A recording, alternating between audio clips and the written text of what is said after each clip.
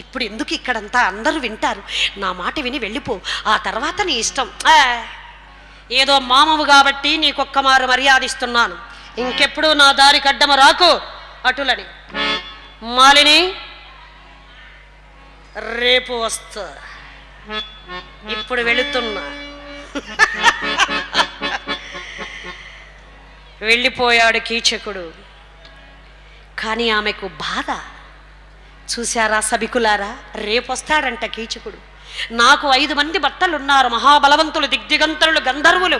నేనేమి దిక్కులేని దాన్ని కాదు. ఇలా పరాయి మగవాడు తరుముకొని వచ్చుట ఒకవేళ చూచిరేమో, చూడకుండా ఉందురా, నా బాధన గమనించకుండా ఉందురా, ఇది ఏనా నా భర్తలు భార్యకిచ్చే సహాయం, ఇదేనా? అక్కడే కూర్చోనున్న ధర్మరాజు అనుకున్నాడంట, ఒకవేళ కోపములో ఇదిగిదిగో ఈ సన్యాసి కూడా నా భర్తలలో ఒక్కడు అని చెప్పినా చెబుతుందేమో అని ఆయనకు అనుమానం వచ్చి వెంటనే లేచి, ఎప్పుడూ ఆమెను ఇలాంటి మాట అనలేదు, ఆ రోజు అంటున్నాడు. ఇంకా పరిస్థితులు బాగలేవు. చాలు చాలు మగనాలిగిల్దైన సానిదాని చందమునా, చాలు చాలు మగనాలిగిల్దైన సానిదా చందమునా, వేల ఈ రీచి నాట్యమాడు నీ బిడియము విడి సభలోనా.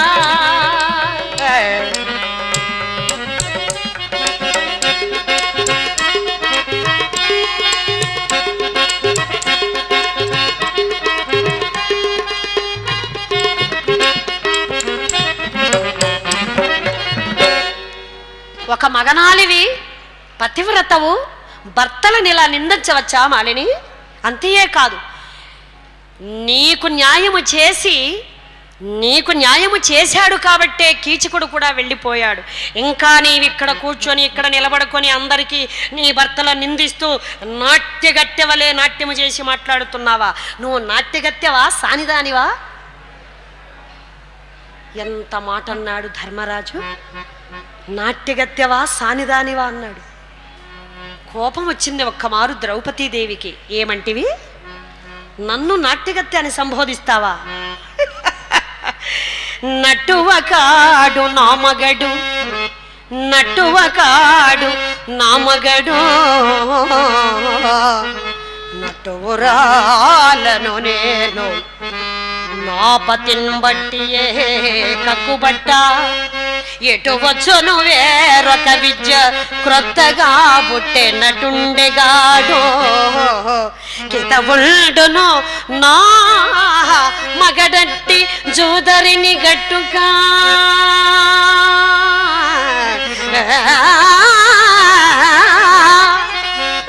లేని గౌరవము కావలనల్లను నేడు వచ్చునే,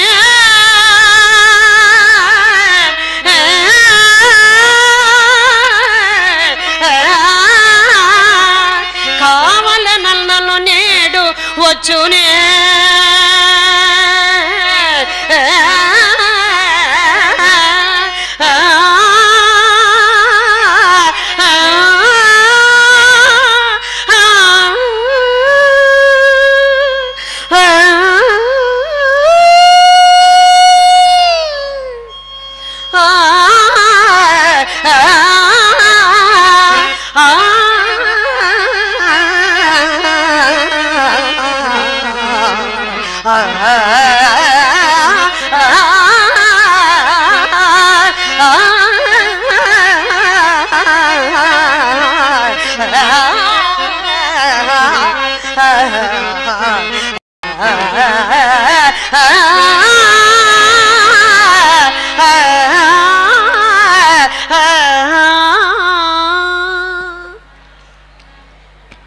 నా భర్తలు ఎలాంటి వాళ్ళు నీకు తెలుసా?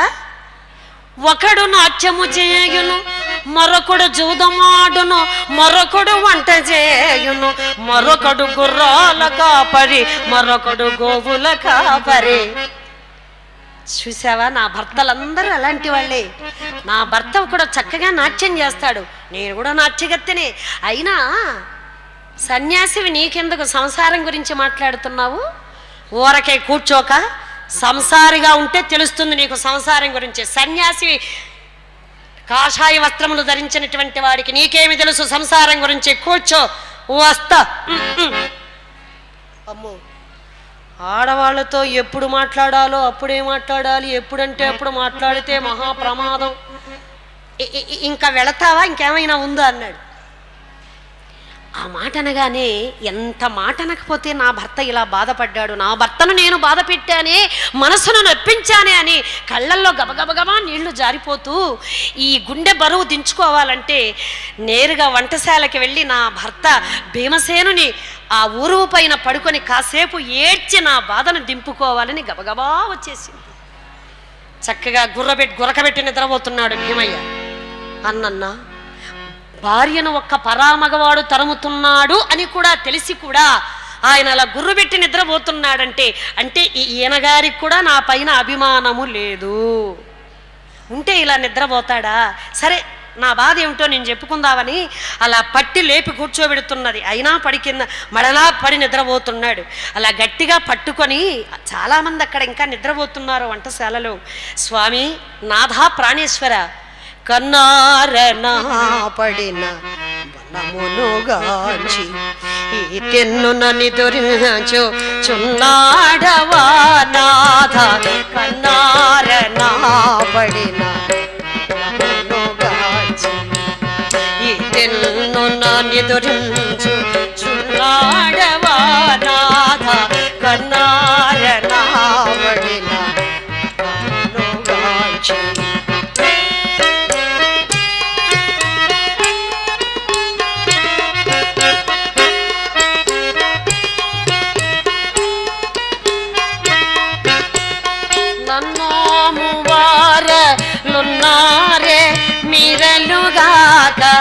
నాయడల్ దయమాలి న్యాయమా జరిగింప, నాయడల్ దయమాలి న్యాయమా జరిగిం, అరయనా జన్మ నక్షత్రమేమో గాని,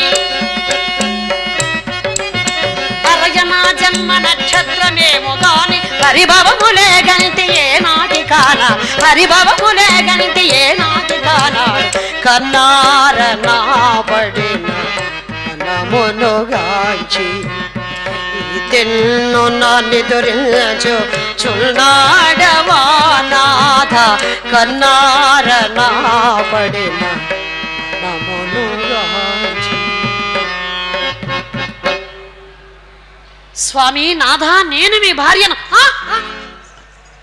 దేవి, నువ్వు ఇక్కడికి వచ్చావా? వచ్చాను స్వామి. ఎవరైనా చూస్తారేమిటి నా బ్రతికే నాశనం అయిపోతుంటే, ఆ కీచుకోవడం తరుముతుంటే కళ్ళారా చూచిన మీకు నిద్ర ఎలా వచ్చింది స్వామి? ఇంకా నేను బ్రతకదలుచుకోలేదు. మీ అన్నటువంటి మాటలు కూడా చాలిక, నీటిలో దూకి అయినా, ఉరిత్రాడు బిగించుకొని అయినా, అగ్నిలో పడి అయినా, విషము త్రాగి అయినా నేను చస్తాను మీ పైన ఒట్టు.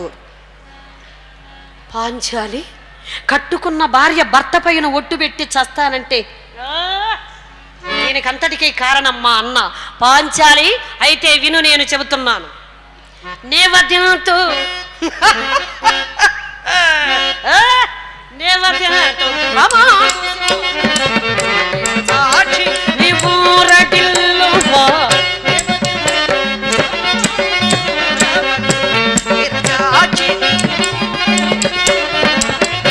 వరుడాటమైన భయమున బాయ్ పాతాళమున లాగినను,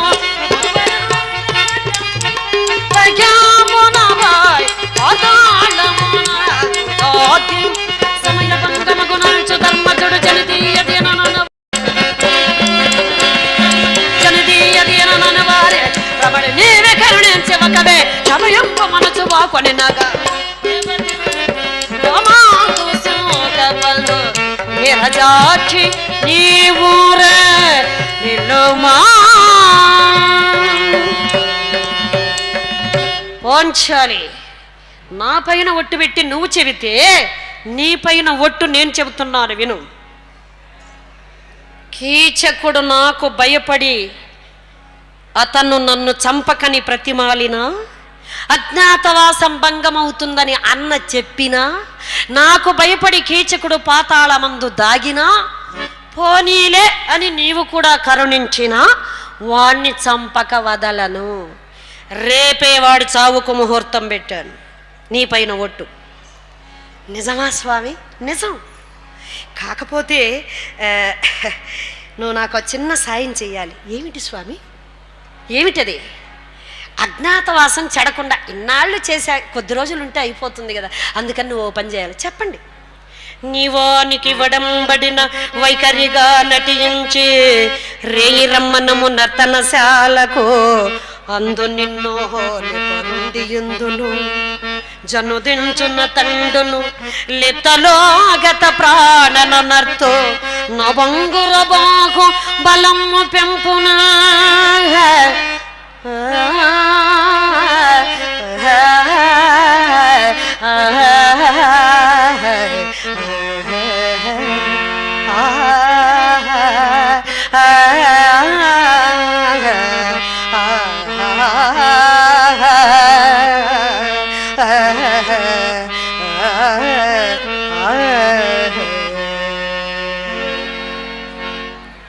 నువ్వు పని చేయాలి దేవి. ఏమిటి స్వామి? రేపు మళ్ళీ అతను వస్తాడా? అయ్యో, వాడికి ఇంకా వేరే పనే లేదు. అతను వచ్చినప్పుడు నువ్వు అతనికి లొంగినట్టు నటించి రాత్రికి నర్తనశాలకు రమ్మని ఒక్క చిరునవ్వు నవ్వితే వాడు వస్తాడు. ఆడవాళ్ళు నవ్వితే దాని వెనకాల అర్థాలు ఎన్నో ఉంటాయి, కొంతమందికి మాత్రమే తెలుసు దాని గురించి. కాబట్టి ఆ నవ్వులో నిజం అనుకొని వాడు వస్తాడు. నిన్ను తీసుకెళ్ళి వాణ్ణి చంపి నిన్ను చూపించి నిన్ను సంతోషపెట్టి ఆ కీచుకుని బెడద లేకుండా చేస్తాను. ఏ విషయానికి నాకు మళ్ళీ వచ్చి నువ్వు చెప్పాలి. ఇప్పుడు రాత్రి అయిపోయింది, ఎవరైనా చూస్తే బాగోదు. నువ్వు వెళ్ళు దేవి. సుధేష్ట మందిరము చేరుకున్నది పాంచాలి. అప్పటికి తెల్లవారుజామైనది. ఏది? నిన్న సాయంకాలం అనంగా వెళ్ళిన పాంచాలి. అప్పుడు కూడా మేలుకొనే ఉన్నది సుధేష్ణాదేవి. ఏమమ్మా ఇంతసేపటికి వచ్చావే, ఏం జరిగింది? మధువు తెచ్చావా? ఆమె అడగలే, ఈవిడ చెప్పలే. పడుకున్నారు. తెల్లగా తెల్లవారింది. కాలకృత్యములు తీర్చుకొని పూల తోటలోనికి వెళ్ళింది పువ్వులు కోసుకురావడానికి పాంచాలి. సరాసరి నిద్ర లేచి కాలకృత్యములు కూడా సరిగా తీర్చుకున్నాడో లేదో కీచకుడు. కనుక వెంటనే ఆ పూల తోటలోనికి వెళ్ళినటువంటి పాంచాలి త్వరగా పువ్వులు కోసుకొని వెళ్ళాల. ఆత్రముతో చేసే పని ఏది సక్రమంగా ఉండదంట. పువ్వులు కోయాలనుకుంటుంది, ఆ ఆత్రములో అన్ని మొగ్గలు తునిగిపోతున్నాయి. ఏ దారిలో వచ్చేస్తాడో ఏమో అని భయం. అక్కగారి మందిరానికి వచ్చి విచారించాడు కీచకుడు, ఎక్కడ మాలిని అని. పూల తోటలోనికి వెళ్ళిందని ఒక దాసి చెప్పిందట. పూల తోటలోనిక? ఆహా, అక్కడైతే తరిమి తరిమి పట్టుకోవచ్చు, అడిగే దిక్కెవరో ఉండరు. ఆహా, అక్కడికే వెళ్ళడం మంచిది అంటూ వచ్చేసాడు పూల తోటలో. ఆవిడ అనుకుంటూనే ఉన్నది త్వరగా వెళ్ళాలని. ఎదురుగా చూసింది, వచ్చేస్తున్నాడు కీచుకుడు. ఒక పూల గుత్తి మాత్రమే కోసుకొని ఉన్నది, ఇంకా వేరే కొయ్యడంలో ఆత్రంలో ఇంకా ఏమీ తోచక భర్త చెప్పాడు కదా లొంగి నటించమని. అందుకేనేమో ఆ చేతిలో ఉన్న పూల చెండు కీచుకుని మీద విసిరింది. ఎంత ఇది లేకపోతే నా పైన పూల గుత్తి విసురుతుంది పరస్త్రీ. మాలిని, కీచక, నువ్వంటే నాకు చాలా ఇది. ఇదంటే అదే, అదంటే ఇదే. నువ్వేమనుకోకపోతే నేను ఒక్క మాట చెబుతా. ఆహా, చెప్పు సుందరి. నువ్వు ఈరోజు రాత్రికి నర్తనశాలకు వస్తావా? వస్తే నీకు నేను తెల్లవారే లోపల నీ బతుకు కూడా తెల్లవారు చేస్తా. ఆహా, అవును, నిన్నెందుకు అలా మాట్లాడావు? నేను పతివ్రతను కదా, నాకు మంచి చెడ్డ ఉంది కదా. అవునవును, నిన్న నేను చాలా బాధ పెట్టాను, ఏమీ అనుకోకు మాలిని. తప్పకుండా నువ్వు రమ్మంటే యమలోకానికైనా వస్తాను. వద్దు, నర్తనశాల వరకు నువ్వు రా, అక్కడి నుంచి నేను పంపిస్తాను నిన్ను ఎక్కడ కావాలన్నా. వస్తావు కదా? నేను వస్తాను. ఒక్కమారు నిన్ను రాత్రికి వస్తావు కదా, మరి నేను వెళ్ళి ఇంకా నా పనులు చేసుకోవాలి. రేపటి నుంచి నీకు 100 మంది దాసీలు మాలిని. అటులని వెళ్ళిపోయాడు కీచకుడు. సరాసరి వచ్చింది పాంచాలి, ఆమె పనులు ఆమె చేసుకుంటూ ఉన్నది. అక్కడి నుంచి వెళ్ళినటువంటి కీచకుడు వెళ్ళడానికి అన్నీ సన్నుద్ధం చేసుకుంటున్నాడు. తనకున్నటువంటి స్త్రీ జనం అందరినీ, అంటే ఆయన స్నేహితురాళ్ళందరినీ దూరం చేసుకున్నాడు. దీపాలు ఎక్కడా వెలిగించకూడదు అంటే కీచకుడు వచ్చే దారిలో అని చెబితే ఆయన రాజ్యంలో, విరాట్ రాజ్యంలో ఎక్కడా దీపాలు లేకుండా చేశాడంట. మరి దీపాలు ఎక్కడా పెట్టద్దని సాయంకాలం అయ్యేటప్పటికి అన్నీ సిద్ధం చేసేసాడు. ముస్తాబు చేసుకుంటున్నాడు కీచకుడు. ఈ లోపల ఎప్పుడో వెళ్ళి ఒకసారి ఎవరికీ తెలియకుండగా ఆ పాంచాలి వంటశాలకు వెళ్ళి చక్కగా వస్తానని చెప్పాడు స్వామి అని చెప్పేసింది. నువ్వు కూడా వెళ్ళి ఎవ్వరి కంటపడకుండా చీకటి పడిన తర్వాత నాకు కావలసిన శృంగారానికి అన్ని వస్తువులు తీసుకొనిరా అని చెప్పాడు. శృంగారానికి కావలసిన వస్తువులన్నీ తీసుకొని వంటశాలకు వెళ్ళిన పాంచాలి భీమసేనుణ్ణి స్త్రీవేషధారిగా శృంగారించింది. ద్రౌపదిని వెంట తీసుకొని చీకటి పడిన తర్వాత నర్తనాగారము చేరి భీమసేనుడు, స్త్రీవేషధారి అయినటువంటి భీమసేనుడు ఒక పాన్పు మీద అక్కడ కూర్చున్నాడు. నర్తనాగారంలో ఒక మూల దాచిపెట్టాడు ఆ పాంచాలిని. బయలుదేరి కీచకుడు నర్తనాగారానికి వచ్చి తలుపు తట్టాడు. మాలిని, నేనొచ్చాను మాలిని. స్వామి, అతను వచ్చినట్టున్నాడు, మీరు ఎలా పిలుస్తారు? గొంతుక సవరించుకున్నాడు భీమసేనుడు.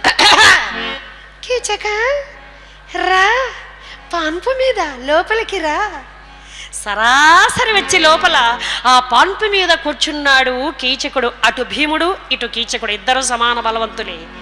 సుందరి కుందరదన్న రాకేందు వదన్న అరవిందనయల్ జగదేక సుందరి, ముందే నీవు నాకై వచ్చితివా మోసగేంతోవేమో అనుకుంటూ కలరు నాకు పెక్కండు కామినిలో వలచి ఎదురు కంచమ్ములివ్వగా గలత నీదు కాల్పోటి కింబోల నేర నెట్టి నిర్భాగ్య దేవతలు కుందరదన్న, నువ్వు చెప్పినట్లు నేను అందరినీ దూరం చేసుకుని వచ్చాను. సుందరి మాలిని, నన్ను ఒక్కసారి నీ వాణ్ణి చేసుకుంటాను. కీచక్, ఒక్కమారు నన్ను నీ కౌగిలిలో బంధిస్తాను. ఒక్కమారలా కౌగిలిలో బంధించి కీచక పడయనేరవు నిక్కువముగా నన్వేషించి అయినను నా మాదిరి ఆడదానినే, పని లేదు నీకింక నన్ను ముట్టిన వెనక గరితల తోడి తంగతికి పోవ తెలియగాగలవు. నా దేహము చేర్చిన ఎంత నీ దేహమెట్లగునో ఇప్పుడు తెలిసి కొనగలవు. ఆ కారణముగా పొలుపార సోరలాక భోగములను నేడే చూడజాలుదువు. నాకు ముదమేమి కలదు నిన్ను కలియకుల్లా, నిన్న వీల్కామికి క్షమించు నేడు తీర్తు నా కొరంతయు కూడా అందగాడా.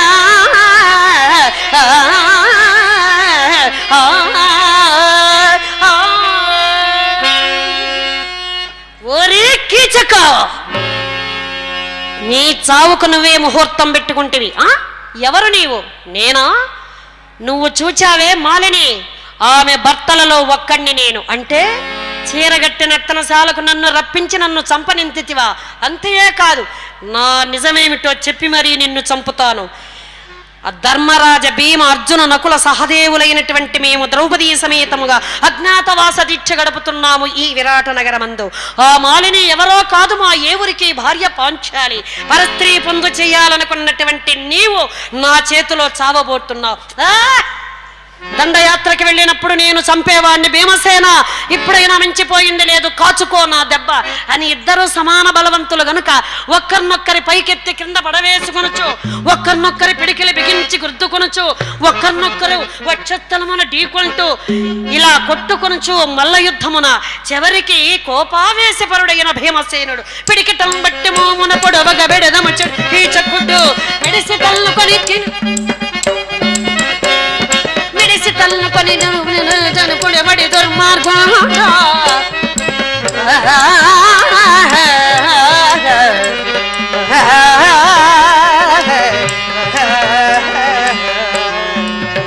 పిడికిలి బిగించి కీచుకుని మోము మీద ఒక గుద్దు గుద్దాడు. నోటి యందు ముక్కుల యందు చెవుల రంధ్రముల యందు రక్తము ప్రవాహముగాగా విలవిల తన్నుకొని ప్రాణాలు వదిలే కీచకుడు జాయ పుండరీక వరద గోవింద ఏడు కొండలవాడ వెంకటరమణ గోవింద గోవింద. ఆ శవాన్ని బయటకి ఇడ్చుకొని వేసి ఆ పాంచాలికి చూపించి, దేవి ఇంక నీకు భయం లేదు, ఈ రాజ్యమందు నిన్నెవరూ వేలెత్తి చూపించలేరని ఆమెను సుదేష్ట మందిరానికి పంపించి వంటశాల చేరుకున్నాడు మహాబలవంతుడైనటువంటి భీమసేనుడు. ఏది ఏమైనా మొత్తం మీద భీమసేనుని చేతిలో మరణించినటువంటి కీచకుడు సంతోషంతో పాంచాలి ఆ సుదేష్ట మందిరము చేరింది. ఈనాటి కీచక వధ తిరుమల తిరుపతి దేవస్థానం ధర్మ ప్రచార పరిషత్ పాలక మండలి వారు, శ్రీ వెంకటేశ్వర భక్తి ఛానల్ సంస్థ వారు, వారి ఆధ్వర్యంలో ఆ స్వామివారి సన్నిధానంలో అవకాశం ఇచ్చినటువంటి వారందరికీ కూడా నా నమస్సుమాంజలు సమర్పించుకుంటూ, ఈ కథ విన్నటువంటి ప్రపంచవ్యాప్తంగా ఈ భక్తి ఛానల్ ప్రసారం చేస్తున్నటువంటి ఆ భక్తి ఛానల్ ద్వారా మీకందరికీ కూడా ప్రచారం చేస్తున్నటువంటి ఎన్నో కార్యక్రమాలు మీకందరికీ కూడా దేవదేవుడైన శ్రీ వెంకటేశ్వరుడు రక్షించాలని మనసారా దేవదేవుణ్ణి ప్రార్థిస్తూ మంగళహారతిస్తున్నాను. పవమాన సుతుడు బట్టు పాదర విందములకు నీ నామా రూపములకు రాజీవ నయన త్యాగరాజ వినూతమై నీ నామా రూపములకు నిత్యజే మంగళం. శ్రీరామాయ మంగళం సీతా మనోహరాయ చక్రవర్తి తనూజాయ సార్వభౌమాయ మంగళం.